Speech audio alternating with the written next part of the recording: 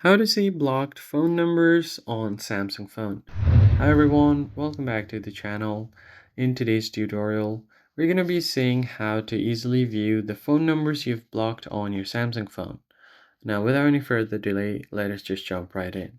So let's say if you have been wanting to see the numbers you've blocked over time on your device, either to just look at it or to unblock someone, first thing you do is go to the settings menu.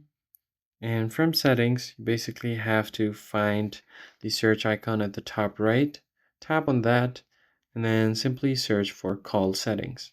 So I'll just go ahead and tap in call, and then right on the third option is call settings. Tap on that, and then right below call captions, you have block numbers.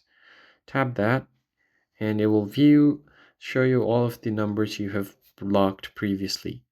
Now, if you want to unblock them, you can just tap on the minus icon right besides the name and then tap on remove, and they have been unblocked successfully.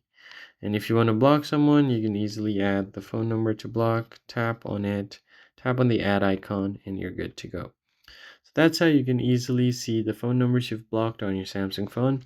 If you found the tutorial helpful, hit the like button below and subscribe. I'll catch you guys in the next one.